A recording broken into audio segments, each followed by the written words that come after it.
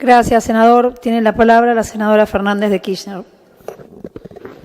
Muchas gracias, señora presidenta. Bien, ha sido muy larga la sesión. Yo quisiera abordar mi intervención de lo que considero que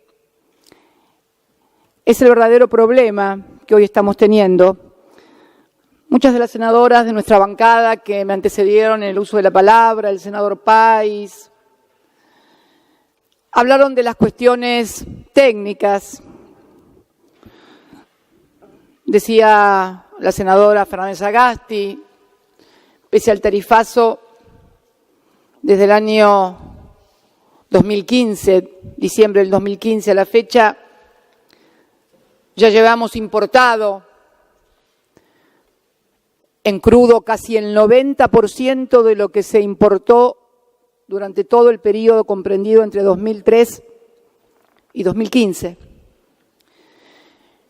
Podemos decir también que el año pasado había caído inclusive la producción de gas. Este año aumentó en el primer trimestre, producto del yacimiento Vaca Muerta. Después vamos a hablar un poquito de Vaca Muerta, porque parece que Vaca Muerta nos la regalaron. Parece que Yacimientos Petrolíferos Fiscales hoy es Argentina porque, bueno, un día nos levantamos, nos despertamos y lo que había sido privatizado había vuelto al patrimonio argentino. Pero yo quiero retomar un poquito el discurso del senador informante del despacho de la mayoría. Porque hoy estamos hablando de tarifas y de tarifazo, pero estamos hablando, señora presidenta, de uno de los 5 precios relativos de la economía. La economía tiene 5 precios relativos fundamentales: dólar, tarifa, tasa de interés, salarios y el precio de los bienes y de los servicios que no son tarifas públicas, pero que son prepagas, servicios educativos, etcétera. Y esto es muy importante porque si uno observa el precio o el estado de estos 5 precios relativos de la economía, es catastrófico el estado de los 5 precios. El tarifazo, hoy estamos tratando el tarifazo, pero la situación de la sociedad argentina se ve agravada no solamente por la llegada del tarifazo, sino porque los otros precios han variado y han variado para peor también. Ha habido un tarifazo exponencial, hablamos de 1.300, 1.400, aumento de luz, de gas, 900 de agua, etcétera, etcétera. Pero otro precio fundamental de la economía, los salarios, se han depreciado. El dólar se ha detonado, la tasa de interés vuela por los aires y el precio de las cosas que la gente consume, alimentos, vestimenta, bienes, servicios, etcétera, etcétera, también se ha disparado. Y es un poco lo que planteaba hoy el senador Mayans en su carácter de miembro informante. Cuando todo esto se junta, junto al tarifazo, la devaluación, la caída del salario, el aumento desbocado de los precios, una tasa de interés que hace imposible el acceso al crédito para financiamiento productivo, porque es mucho más fácil y mucho más redituable hacerlo en lo especulativo, estamos ante un problema muy grave. Mire, el precio del dólar cuando Néstor Kirchner asumió el gobierno era de 2,98 aproximadamente. 2,98 pesos era el dólar. Y cuando nosotros entregamos el gobierno el 10 de diciembre del 2015, el precio del dólar era 9,86. En 12 años y medio 12 años y medio habíamos tenido una depreciación del 229%. El gobierno de Cambiemos en 2 años y medio ha tenido una depreciación del 155%. Eso contado en un dólar a 25. Hoy cerró a 25.49, señora presidenta, con lo cual ya es más de 155. Y como el dólar en la Argentina tiene que ver con todo, pese que alguna legisladora dijo en la puerta de la Casa de Gobierno que no, una cosa era la inflación, otra cosa era el dólar, bueno, los que sabemos cómo se manejan y se interrelacionan los precios de la economía, sabemos que esto también va a impactar en más tarifa todavía, porque la tarifa que hoy está determinada ha quedado desactualizada, producto de la devaluación del 25% que se operó en un término de apenas 15 días, cuando el gobierno no pudo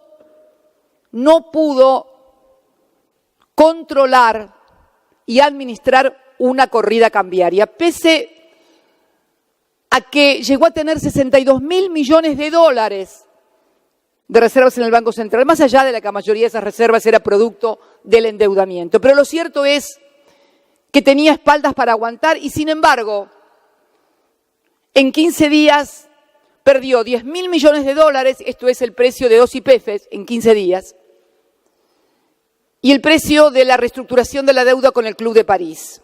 Y así todo, le clavaron el dólar a 25 pesos con una devaluación del 25%. Hoy nos enterábamos, y lo decía una senadora por Santa Fe, que tomó Estado Público un contrato celebrado entre el Ministerio de Energía y las petroleras en su carácter de distribuidoras del combustible, o sea, en el downstream, Acción, Shell e YPF. Allí se fija el Ministerio, o sea, el Estado Nacional, el Tesoro Nacional, se compromete a compensar a las petroleras por el congelamiento de los precios de los combustibles que se estima ya tienen un desfasaje del 30%. ¿Cómo es que de repente se dice que no hay recursos para subsidiar las tarifas de los ciudadanos y de las ciudadanas y sí vamos a tener recursos para compensar a las petroleras por el congelamiento de los combustibles? Porque no es mentira, señora presidenta, que se hayan eliminado los subsidios. Se eliminaron los subsidios que financiaba el Tesoro Nacional, pero ahora hay subsidios ciudadanos. Son los ciudadanos y ciudadanas argentinas los que están subsidiando la rentabilidad de las empresas. 16.000 millones de dólares. Mire, quiero mostrarle, ustedes saben que siempre cuando comenzamos a elaborar este tipo de análisis, comienzan los gobiernos populistas, en fin. Mire, acá traigo un PowerPoint de una conferencia que tuvo lugar en Fiel a través del jefe de economistas de Fiel, señor Navajas, referido precisamente a este tema de las tarifas y el tarifazo.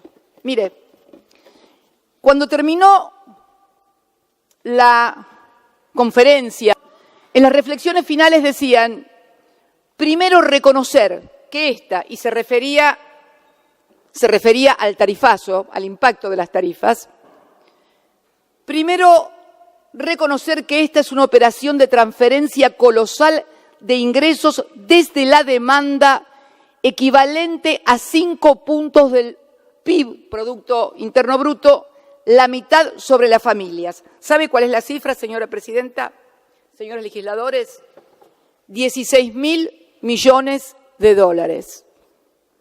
16.000 millones de dólares que significan 5 puntos del PIB y que son transferidos la mitad por las familias argentinas, o sea, el costo del consumo residencial, y la otra mitad, obviamente, por el sector comercial e industrial, que sustrae semejante cifra, 8.000 millones de dólares en 2 años y medio, para afectarla al pago de servicios, en lugar de afectar gran parte de esas sumas al propio desarrollo de la inversión productiva. Decía, señora presidenta, que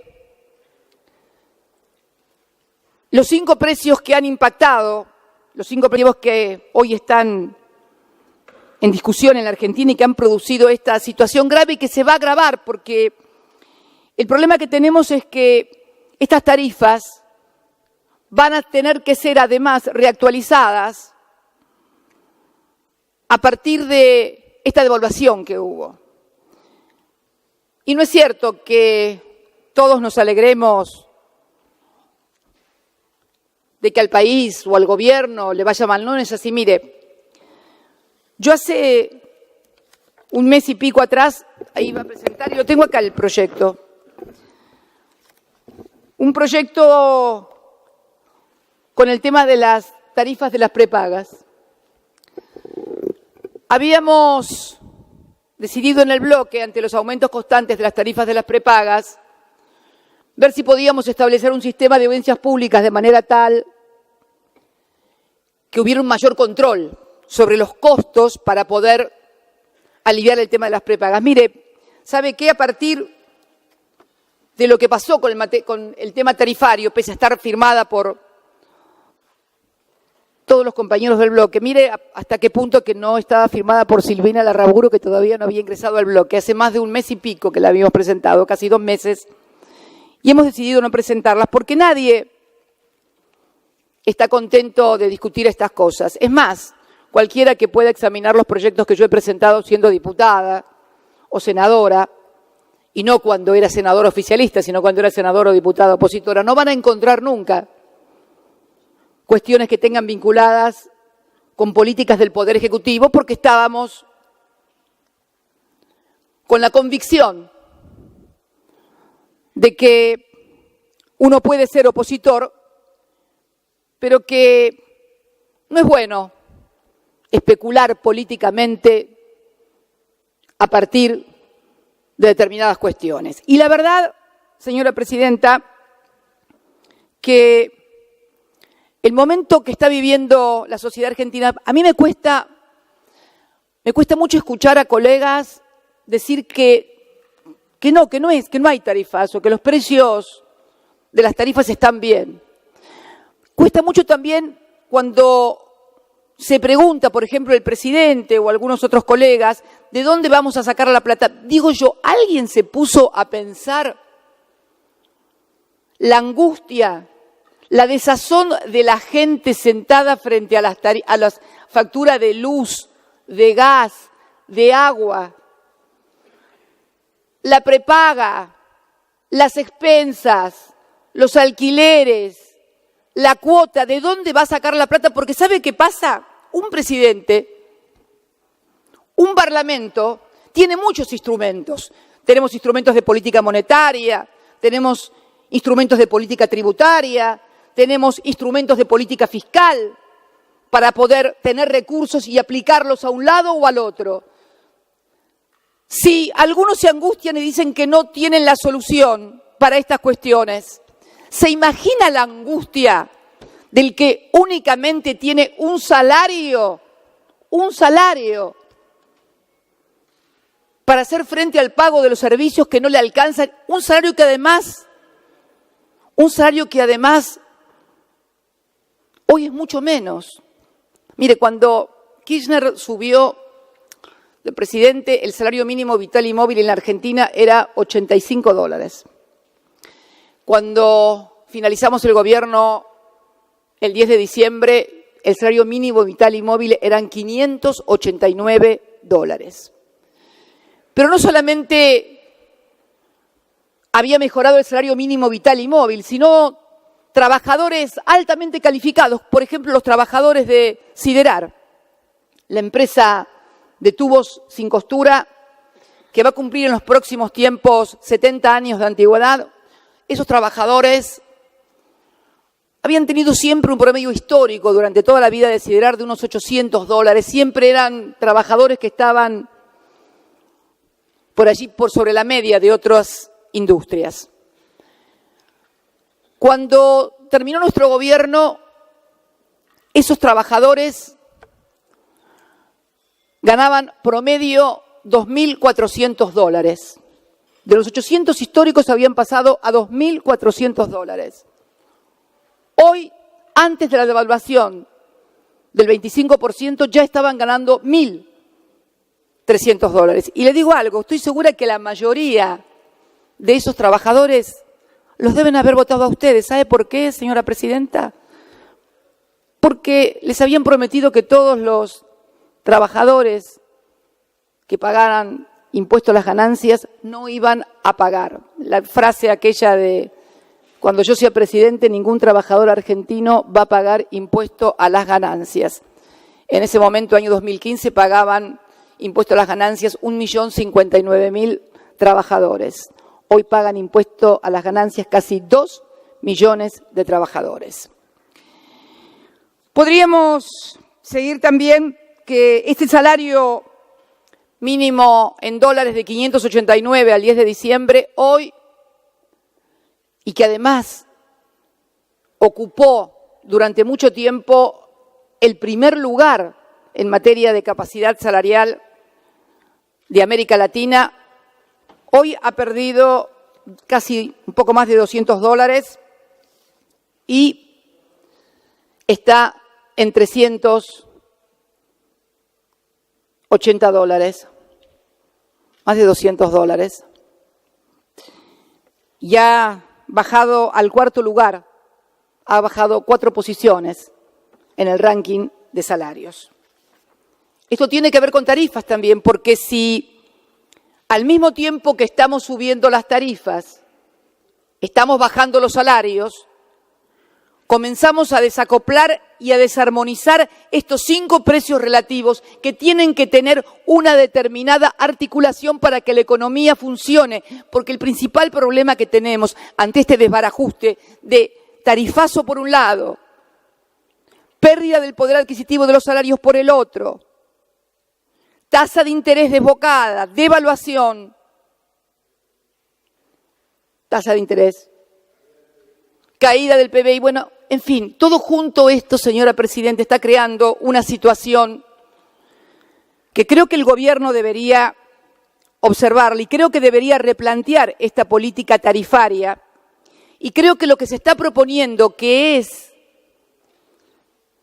que las tarifas se retrotraigan a diciembre y además se aplique el salario, la variación salarial para decir el aumento, no me parece tan irresponsable. Al contrario, le puedo asegurar que en materia de armonía social, que en materia de que las cosas no se salgan de madre, creo que sería aconsejable que lo tomaran en cuenta. En cuanto al tema de la crisis energética, primero, creo que el tema de la pesada herencia como recurso retórico, como recurso mediático está bien, pero me parece que a esta altura somos el país que más deuda ha contraído en los últimos 2 años y medio, más de 100.000 millones de dólares. ¿Alguien cree que si el país hubiera estado fundido y en crisis, los mercados internacionales nos hubieran prestado 100.000 millones de dólares? ¿Es sensato? ¿Hace el sentido común? Me parece que no. Y no me voy a poner a sacar ahora acá los ejemplares de las emisiones de deuda que hicieron para los 100 años, o los bonos de deuda de enero pasado, o el folleto, el prospecto, cuando hicieron el mini Davos aquí en Puerto Madero, donde vinieron inversores de todo el mundo, y el título era La Argentina, tierra de oportunidades. Está muy claro, señora presidenta, que el nivel de desendeudamiento con el que el gobierno de Cambiemos se inició ese 10 de diciembre fue inédito en la historia. Esto creo que no lo puede negar absolutamente nadie. El mayor nivel de endeudamiento, el menor nivel de endeudamiento en moneda dura, en moneda extranjera, 10%. Creo, señora presidenta, que entonces hablar de crisis en un país donde las crisis siempre han sido por estrangulamiento externo, me parece, señora presidenta, que ya es hora de que no se le mienta más a la gente.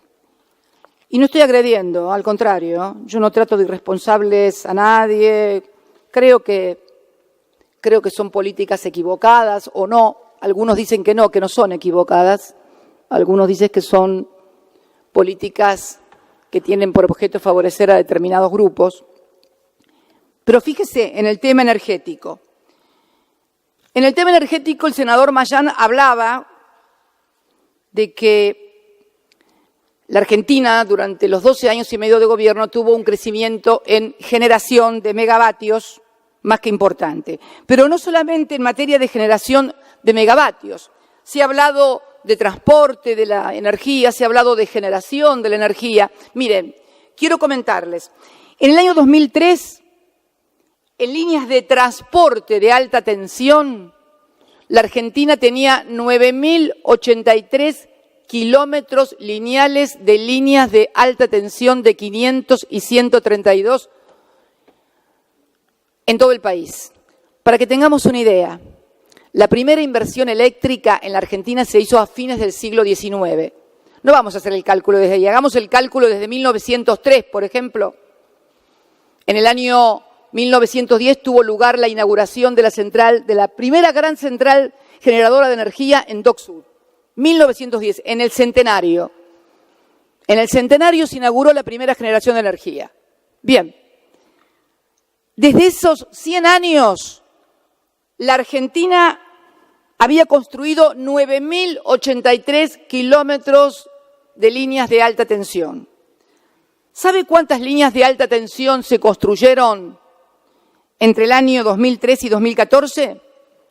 5.500 kilómetros de alta tensión de línea de 500 conectando al todo el país, incluso a zonas que nunca habían estado conectadas. Quiere decir, señora Presidenta, que hablando en materia de transporte de energía eléctrica, en 12 años y medio construimos el 61% del transporte de alta tensión de la República Argentina. Y como siempre dicen que decimos que son obras que no existen, miren, acá hay senadores de todas las provincias y de todas las regiones, oficialistas, opositores.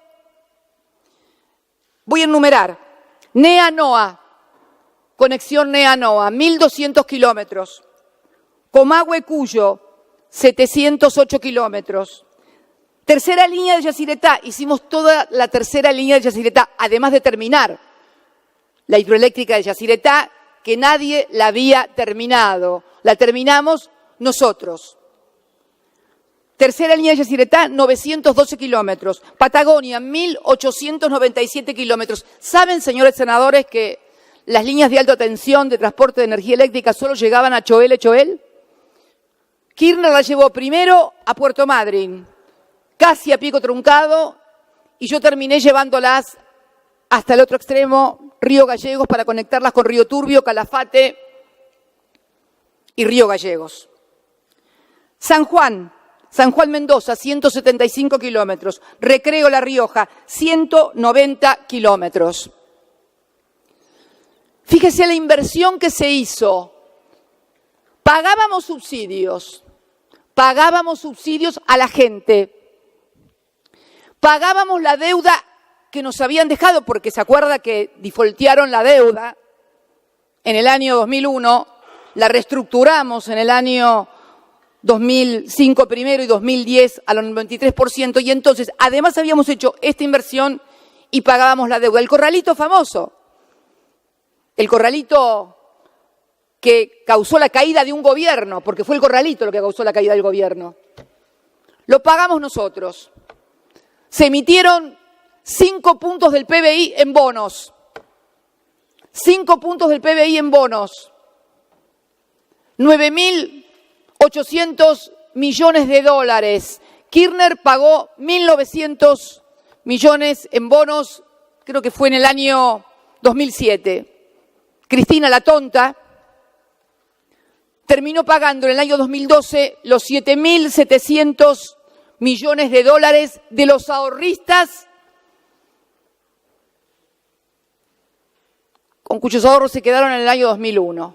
Fíjese, corralito, que era la deuda de los que estaban acá, deuda de los que estaban afuera, que también había sido defaulteado los bonos. Invertimos en esto y quisimos también en generación. Es que cuando llegamos no solamente encontramos la deuda del corralito, la deuda externa defaulteada, también se le debía a las generadoras eléctricas. ¿Qué hizo Kirchner entonces? En lugar de pagarle a las generadoras eléctricas, se desarrolló el FONIBEM. ¿Qué es esto? Un programa por el cual, en lugar de pagarle a las generadoras la deuda anterior al 2013, dijimos, no le vamos a pagar la deuda. Vamos a construir con ese dinero que tendríamos que pagarle a ustedes generadoras térmicas en la República Argentina. Y ustedes después van a entrar como accionistas de esas generadoras térmicas. Se construyeron 6 generadoras térmicas por un total de 4.600 megavatios en la República Argentina. Las térmicas son gasíferas. Escuché decir hoy que la matriz energética en la Argentina es petrolera. No, señora presidenta, la matriz energética en la Argentina es fundamentalmente gasífera. La del gas, obviamente. Y la de la electricidad también, porque el 60 y pico % de la matriz de la energía eléctrica es gasífera. Hicimos 6 generadoras, 3 en Santa Fe y 3 en la provincia de Buenos Aires. Para que no digan, le pusimos, son la Manuel Belgrano, la José de San Martín, la Vuelta de Obligado, la Ensenada de Barragán, Brigadier López y Guillermo Brown. En Campana, Timbúes, Ensenada, Sauce Viejo y Bahía Blanca. Si estoy mintiendo que algún senador o senadora de esos lugares, si es mentira que están estas obras, que no funcionan, que no dan generación eléctrica, que por favor lo diga. Le pusimos el nombre de los próceres porque nosotros somos así, nos gusta la patria. Por ahí, no sé, a lo mejor cuando las hagan ustedes, pónganle, no sé, el puma salvaje, el jaguareté, mimoso, pero a nosotros nos encantan los próceres, y bueno, y por eso San Martín, Belgrano, Obligado, Brown. 4.600 megavatios de generación en ese plan FONIBEM, que era precisamente, y ¿qué hicimos después? Se las comenzamos a transferir a los privados, a nosotros que nos dicen que no somos un gobierno amistoso con el mercado. De estas 6 generadoras térmicas, ya 4 fueron transferidas a accionistas privados y 2, la Ensenada de Barragán, ubicada en Ensenada, provincia de Buenos Aires, y Brigadier López, ubicada en Sauce Viejo, Santa Fe, son las 2 que ustedes han puesto a privatización en el famoso decreto que seguramente van a tratar con las leyes posteriormente. Fíjese, pagábamos las deudas, hacíamos la generación, hacíamos el transporte y además, ¿qué se nos ocurrió? Como creemos que la energía es algo muy importante, fundamental para el desarrollo de un país, a los efectos de recuperar la soberanía energética, tomamos la decisión de nacionalizar yacimientos petrolíferos fiscales. Es notable que nadie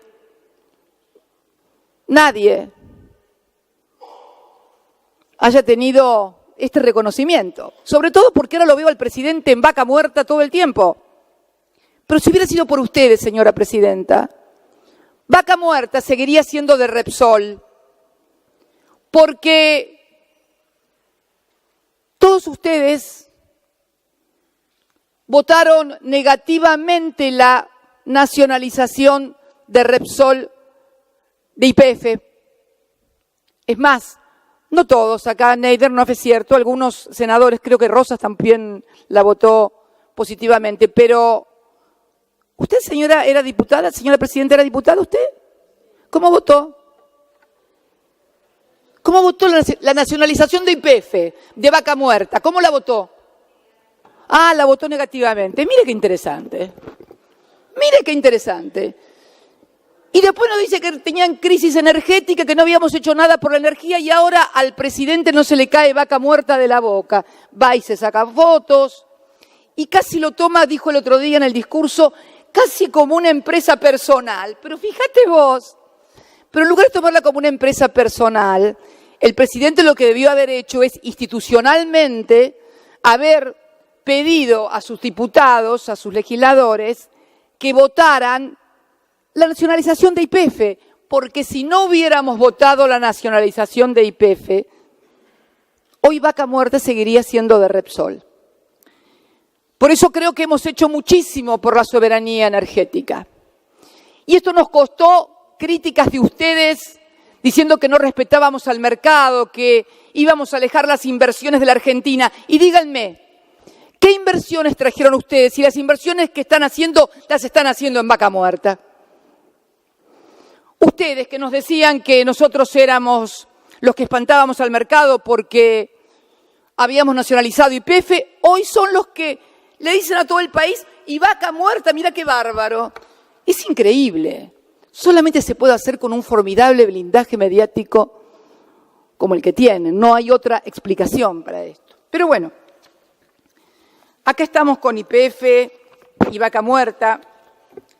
Y estamos también, señora presidenta, con el tema de lo que se denomina la responsabilidad, porque se ha apelado y se ha dicho de la falta de responsabilidad de la oposición. Yo quiero decirles algo con respecto a esto. Yo creo que hay mucha irresponsabilidad en cosas que están sucediendo, porque sucede que hay legisladores que acá son oficialistas, pero cuando van a las provincias donde las gobernaciones son peronistas, por ejemplo, plantean recursos en la justicia por los aumentos que las empresas provinciales de servicios públicos hacen en las tarifas para trasladar el precio que Camesa hoy les cobra el megavatio. Santa Cruz, por ejemplo. Y también en Catamarca. Charlaba el otro día con la gobernadora de Catamarca y me comentaba que la Corte de Justicia de la provincia de Catamarca le había hecho devolver, acá se dijo hoy que iban a hacer devolver a las provincias las tarifas que en más hubieran cobrado la gente. Esto ya sucedió, quiero comentarles. Sucedió en la provincia de Catamarca y sucedió en la provincia de Catamarca a instancias de presentaciones que hicieron los que acá son oficialistas y dicen que el tarifazo está bien y que cuando bajan en Catamarca o bajan en Santa Cruz dicen que es una barbaridad que las gobernadoras o los gobiernos provinciales aumenten las tarifas. Esto es lo que está pasando. Esto sí que es irresponsabilidad, señora presidenta. Mire, es irresponsabilidad, señora presidenta, que, por ejemplo, cuando en el año 2011, a los pocos días de haber ganado las elecciones, tomamos una decisión en materia tarifaria de reacomodamiento de tarifas y subsidios.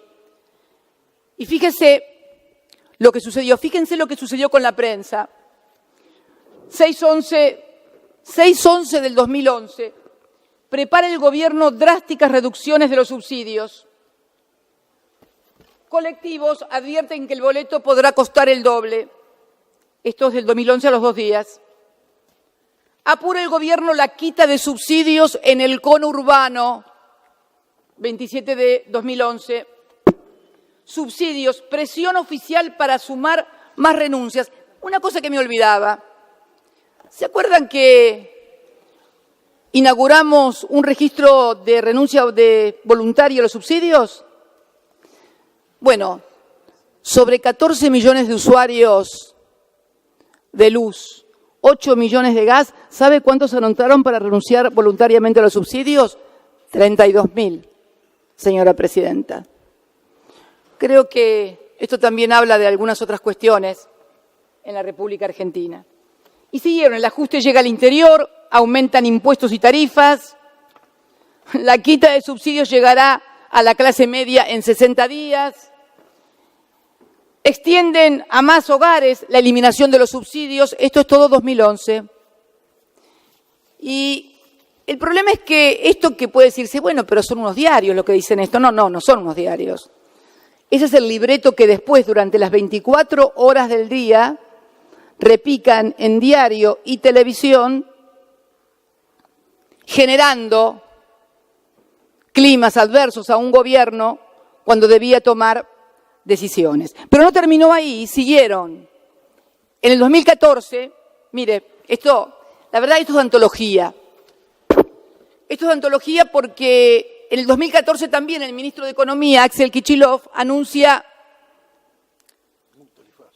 un tarifazo, dicen. Fíjese, el ajuste Kicillof sigue la receta más ortodoxa del Fondo Monetario Internacional. Es increíble.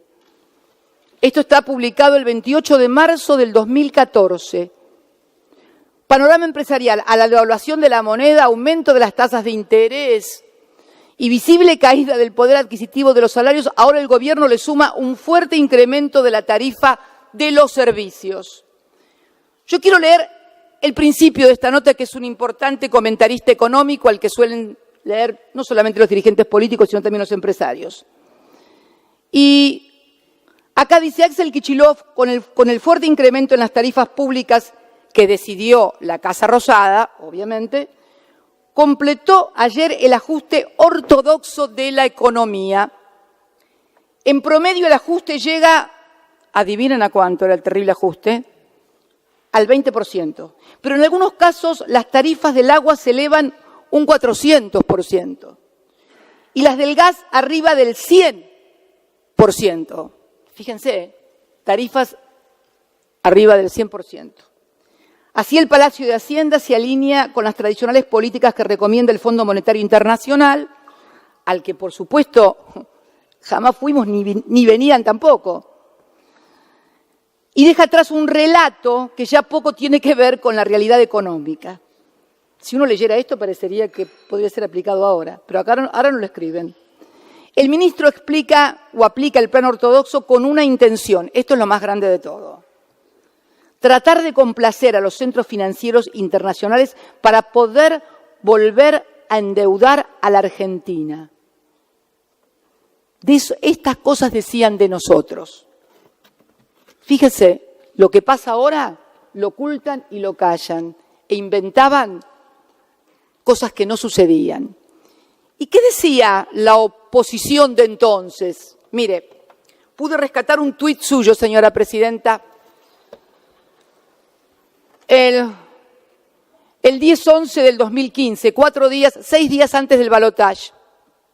Gabriela Michetti, 16 de noviembre del 2015. No hay que subir tarifas. Hay que favorecer a la gente más humilde que paga muy caros los servicios. Esto lo decía usted, señora presidenta, cuando era candidata a vicepresidenta a 4 días del balotaje. ¿Y ustedes nos hablan a nosotros de mentira y de verdad? ¿En serio que ustedes tienen cara? ¿Ustedes tienen cara para hablar de mentiras en la República Argentina? Pero por favor, señora presidenta, se cansaron de mentirle en todo a los trabajadores que no iban a pagar ganancias, a los usuarios que no iba a haber tarifazo, que no iba a haber devaluación, que jamás iban a ir al Fondo Monetario Internacional. ¿Se acuerda aquella expresión? Pero Daniel, pareces un panelista de 6, 7 y 8. ¿Saben por qué pueden hacer todo esto ustedes? Por la impunidad mediática que tienen. Pero ¿saben qué? Les juega en contra. Porque creyeron que podían hacer cualquier cosa. Este es el tema de tener impunidad mediática. Finalmente terminan pasándose de vueltas en las decisiones que toman y luego la crisis se torna incontrolable. Hoy tenemos un nivel de endeudamiento que no teníamos ni de cerca en el año 2015. Tenemos un dólar que no sabemos en cuánto va a terminar, pero que presumimos porque sabemos que el Fondo Monetario Internacional les va a exigir actualizar el tipo de cambio a lo que ellos consideren posible para pagar. Porque esos 100.000 millones de dólares que les han prestado, los vamos a tener que devolver todos. Y el Fondo Monetario Internacional viene para garantizar que estén los dólares para poder pagarle a ellos. Es lo que decía hoy el senador Fuentes cuando dijo que esto comenzó con el pago de los fondos buitres. No tengo ninguna duda, señora presidenta, que allí comenzó el segundo ciclo de endeudamiento de la República Argentina y que hoy estamos viendo desplegado en todo su esplendor. Y me parece que realmente deberíamos tomarnos las cosas de otra manera. No podemos seguir creyendo que con las mentiras o porque los medios de comunicación tienen un blindaje mediático, que esto, porque en algún momento la plata va a haber que devolverla. Y cuando vengan las exigencias, evidentemente vamos a tener que tratarlas aquí en el Parlamento, más allá de que ustedes decidan o no. Por eso, señora presidenta, creo que es importante que entiendan que la oposición no es irresponsable, al contrario. No es irresponsable porque jamás hemos presentado proyectos para que... Estaba buscando el otro día un proyecto y veía un proyecto del senador Neidenhoff. En el año 2009 presentó un proyecto para suspender la aplicación de las tarifas. A ver si encuentro el proyecto. Mire, acá lo tengo.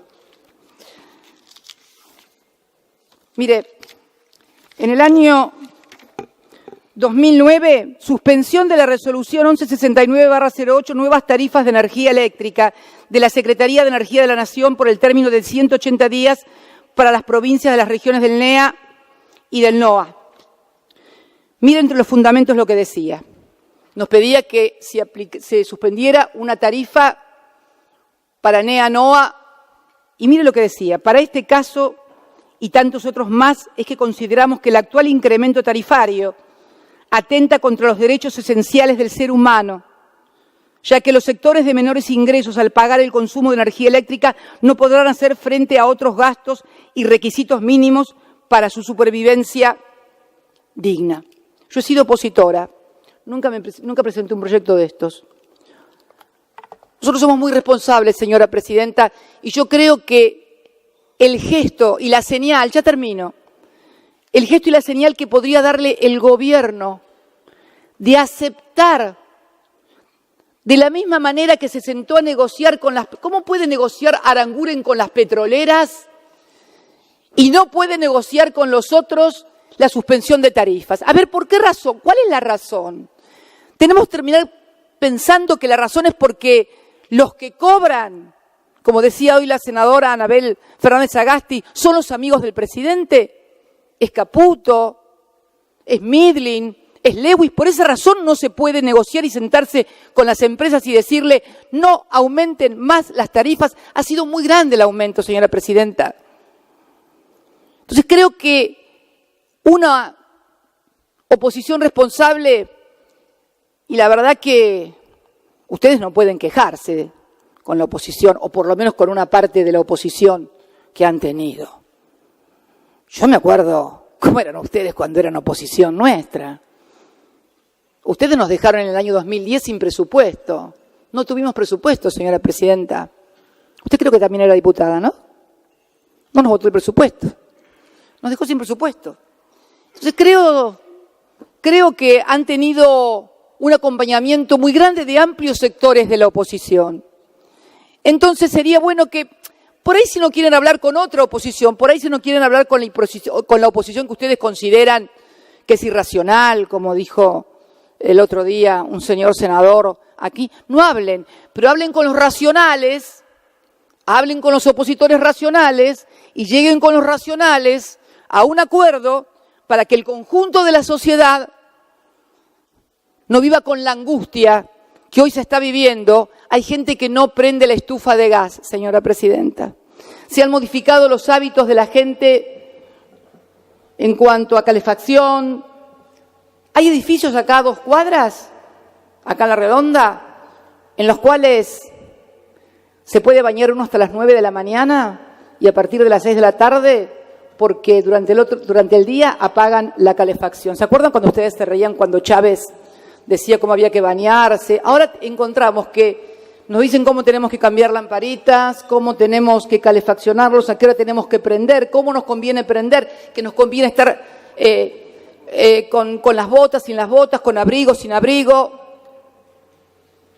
Y la verdad que estas cosas yo no recuerdo haberlas vivido en la Argentina, pero no solamente hace 12 años y medio, no recuerdo haberlas vivido nunca en la República Argentina. Y la verdad que viniendo de un gobierno tan liberal y tan dejarlo al impulso de cada uno, que nos dejen conseguir trabajo al impulso de cada uno o que alcance el salario, pero bueno, que también nos dejen al impulso de cada uno, entonces a qué hora se pueden bañar, cómo se van a calefaccionar, porque cuando se es liberal, se debe ser liberal para todo. Así que, señora presidenta, y para finalizar la parte de legal, porque también se dijo que esta ley era inconstitucional. Esta ley no es inconstitucional. Mire, este Parlamento, si reúne 66 senadores y senadoras, el 66% de los senadores y senadoras y el 66% de los diputados, puede sancionar una ley para modificar la Constitución.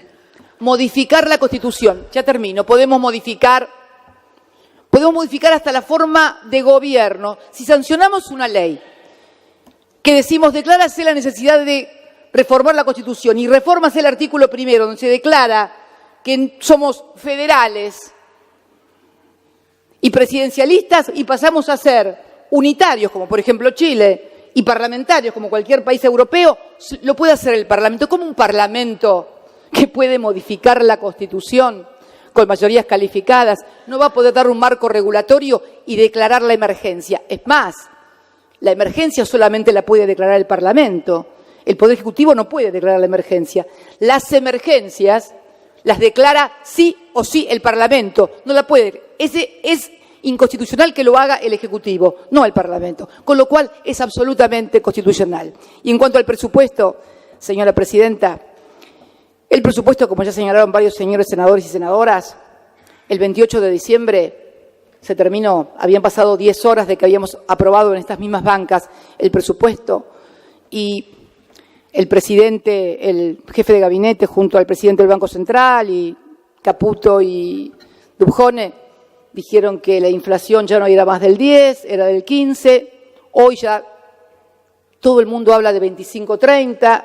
El dólar que estaba a 19 en ese presupuesto. Senadora, a 25. son 18 minutos más que lleva. Ya termino. Lo viene diciendo hace 5 veces. Sí, ya termino. Así que, señora presidenta, creo que en serio estamos haciendo una contribución a que puedan mejorar una situación que se está tornando bastante inmanejable. Muchas gracias, señora presidenta. Bien. Tiene